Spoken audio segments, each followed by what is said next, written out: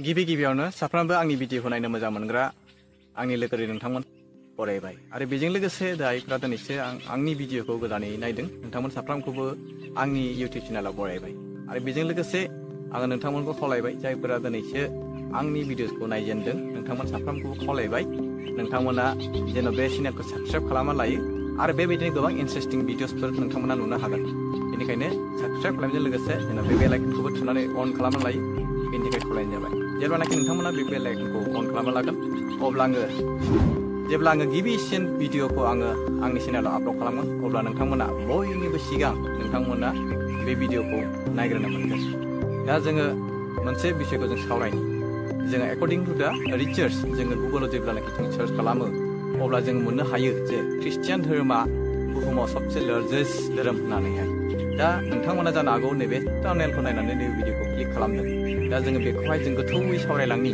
बियो माबोरैहाय जोंनि ख्रिस्टियान धोरोमा नैबे इन्डियायावहाय फैया बा जोंनि भारतबर्षआवसो फैया जों बेखौ गोथौयै सिन्था खालामगोन गोबाङानो सानो जे ब्रिटिशफोरासो ख्रिस्टियान धोरोमखौ बे भारतआव बा इन्डियायाव लाबोदों होननानै नाथाय बे बाथ्राया सैथो थार नंगौना नङा जों बेखौ गासिबो जोङो नैबे भिडिअनि गेजेरजों जोङो मिथिनांगोन बेनि थाखाय खावलायनाय थाबाय नोंथांमोनखौ नैबे भिडिअखौ जेन' नोंथांमोना स्किप खालामालासिनो जोबजासे नायलाङो बेनि थाखाय लोगो नोंथांमोन जों साफ्रोमबो मिथिखागौदि भारतनि सा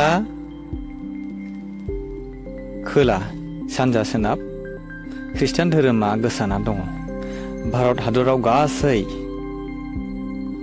32 मिलियन सा सुबुंफोरनि गेजेराव 2.3% सुबुंफोरा ख्रिस्टियान जानानै दङ 2025 मायथाइनि सेन्सासआव बेबायदिनो जोंनि भारतबर्षआव गोबां बिदिनो रायजोफोराव ख्रिस्टियान धोरोमा गोसारना दङ जेरै मेजरिटि हिसाबै नागालेण्ड मिज'राम मेघालया आरो अरुणाचल प्रदेश केरेला आरो तामिलनाडु बायदि रायजोफोरावबो ख्रिस्टियान सुबुंनि अनजिमाया बांबोनो हमगासिनो दङ बेनि अनगायैबो मणिपुर आन्ध्र प्रदेश आरो पान्जाब रायजोफोरावबो ख्रिस्टियान धोरोमा बांबोनो हमदों बुहुमनां ख्रिस्टियान धोरोमा देरसिन धोरोम जानानै दङ लोगो नोंथांमोन फैदो जोङो मिथिना लानि ख्रिस्टियान धोरोमा इन्डियायाव माबोरै सफैया लोगो नोंथांमोन मिथिगौदि जिसु ख्रिस्टहा सा 12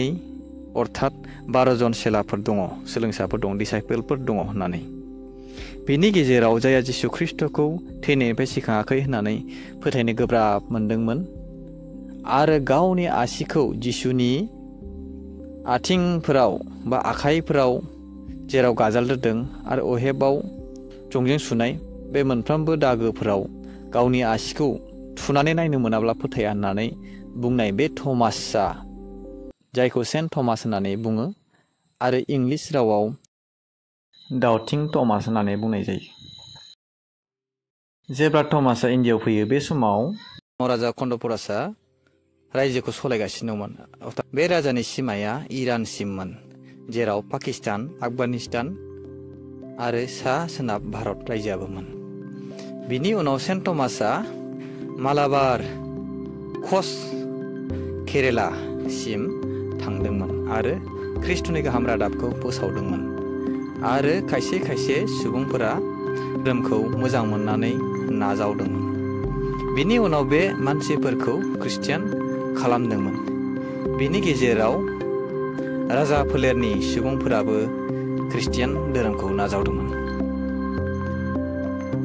बेखौबो मिथिगौदि थमासआ भारत हादराव थैदों तामिलनाडुनि चेन्नाइनि मोनसे जायगायाव जेराव सेन्ट थमासखौ फबदोंमोन बे जायगायाव उनाव मोनसे गेदेर गिर्जानाव लुदों जायखौ सेन्ट थमास केथेड्रेल होननानै बुंनायबो जायो जों बेखौबो मिथिगौदि सोनाब रायजोआव ख्रिस्टियान धोरोमखौ बांसिन नाजावदों दि इन्डियान एक्सप्रेस बिजाबनि आर्टिकेलनि बायदिब्ला भारतारिफोरा ख्रिस्टियान धोरोमखौ गोसो गोरबोजों नाजावदोंमोन होननानै जों मिथिनो मोनो ख्रिस्ट' धोरोमखौ नाजावनायफोरा सिगाङाव हिन्दु धोरोमनिफ्राय फैनायमोन जाय धोरोमखौ सनातन धोरोम होननानैबो बुंनाय जायो हिन्दु धोरोमाव मोनथाम थाखोआव राननाय जादों जेरै सेथि थाखो, नैथि थाखो आरो थामथि थाखो, जायखौ उन्दै थाखो होननानै बुङो। बेनि गेजेराव उन्दै थाखोनि सुबुंफोरा ख्रीष्ट धोरोमखौ नाजावदोंमोन। आरो नैथि थाखोनि सुबुंफोरा जायफोरा पार्सिया, सिरिया हादोरफोरनिफ्राय फैनाय, बिसोरो हिन्दु धोरोमखौ नाजावदोंमोन आरो उनाव बिसोरो ख्रिस्टियान धोरोमखौ नाजावफिनदोंमोन। मोनसे बाथ्राया बेनोदि बै समाव धोरोमनि गेजेराव जेबो निन्दिलायनाय एबा मुगैलायनाय एबा धोरोम बासिलायनाय जेबो गैयामोन। नाथाय परिबेसआ बेबायदिल' थायाखिसै। 15th सेन्चुरिनिफ्राय परिबेसआ सोलायनो हमबाय जे सुबुंफ्रा पर्तुगालनिफ्राय भारताव फैदोंमोन। बै समाव इउरप हादराव ख्रिस्टियान धोरोमखौ डमिनेट खालामजेननाय एबा नासयनो जेननाया जादोंमोन आरो इउरप हादरा बुहुमनि गासै खना खनला नागिरबायदोंमोन। बे समावनो 1498 मायथाइयाव वास्को दा गामाया भारताव फैदोंमन। बेनि थांखिया जाबाय पर्तुगाली जायफोरा पर्तुगालनिफ्राय इन्डियायाव फैदोंमोन, बिथांमोनखौ नागिरनायनि गेजेरजों बियो इन्डियायाव सफैदों। जायफोरा सिगांनिफ्रायनो ख्रीष्ट धोरोमखौ मिथिदोंमोन बा अर्थात नाजावखादोंमन। पर्तुगालीफोरा गावसोरनि लाबा-लाबनि थाखायल' फैदोंमोन भारत हादराव। बै समाव पर्तुगालीफोरखौ भारतनि ख्रीष्ट धोरोम लानाय सुबुंफोराबो गोसो गोरबोजों नाजावसोयोमोन। उनाव पर्तुगालीफोरा भारतनि ख्रीष्ट धोरोमनि सुबुंफोरखौ गावसोरनि पार्सनेल लाइफफोराव खस्थ' होदोंमोन आरो लेटिन राव भाषा बुंनो बाध्य खालामदोंमोन आरो हिन्दुनि नियमफोरखौ नेवसिगारदोंमोन। बे बाथ्रायावबो भारतनि ख्रीष्ट धोरोम लानाय सुबुंफोरजों आरो पर्तुगाली सुबुंफोरजों बोराबलायनाया जादोंमोन। बेनि उनाव 1576 मायथाइयाव मुगल राजा आकबरा भारतखौ राज खालामदोंमोन अर्थात सासन खालामदोंमोन। बियो सोनाब बेंगलाव सानै धोरोम फोसावगिरिफोरा दङ होननानै खौरां मोनदोंमोन, जायफोरनि खामानिया ख्रीष्ट धोरोमखौ फोसावनायनिमोन। बिसोर सानैबो गवानिफ्राय सोनाब बेंगल सहैदोंमोन।